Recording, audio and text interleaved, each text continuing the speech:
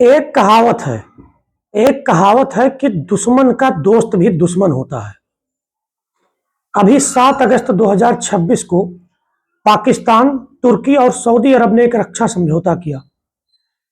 इस समझौते का जो प्रमुख उद्देश्य था वो ये था कि अगर किसी एक देश पर हमला होता है तो वो दूसरे देश पर भी हमला माना जाएगा। कोई आपात स्थिति हो या युद्ध की स्थिति हो तो तीनों देश मिल करके उस परिस्थितियों से लड़ेंगे। भारत के लिए यह चिंता की बात इसलिए है क्योंकि अभी हाल में ही हुए ऑपरेशन सिंदूर में तुर्की ने जिस तरीके से पाकिस्तान का साथ दिया, ड्रोन भेजे हजारों की संख्या में और उनको चलाने वाले ऑपरेटर भी तुर्की ने पाकिस्तान को मुहैया कराए, यह भारत के लिए चिंता की बात है। सऊदी अरब से भारत के भी संबंध हैं, लेकिन पाकिस्तान इतना प्रगाढ़ नहीं। सऊदी समय समय पर पाकिस्तान को बड़ी फंडिंग करता है और तुर्की समय समय पर भारत के खिलाफ, भारत के अंदरूनी मामलों को लेकर के जहर उगलता है। इसलिए इस डिफेंस डील को या इस रक्षा समझौता को भारत में दूसरे दृष्टिकोण से देखा जा रहा है।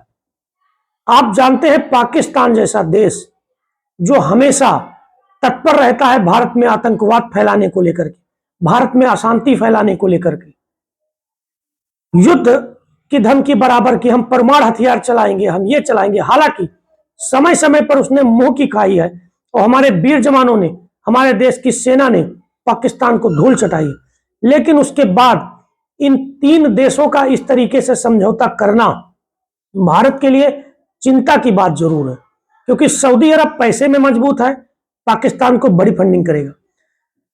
तुर्की हथियारों के मामले में मौजूद है, वहां जो हथियार बनाने वाली कंपनियां हैं, अगर आप ध्यान से देखेंगे तो बड़ा कारोबार है उनका और कई प्रकार के हथियार तुर्की बनाता है।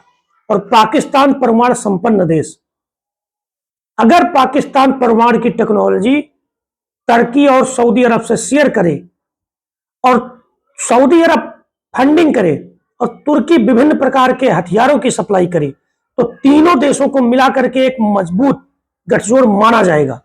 इस पूरे मामले पर आपके क्या राय हैं, आपके क्या विचार हैं?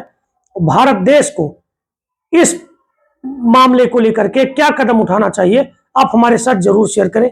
धन्यवाद।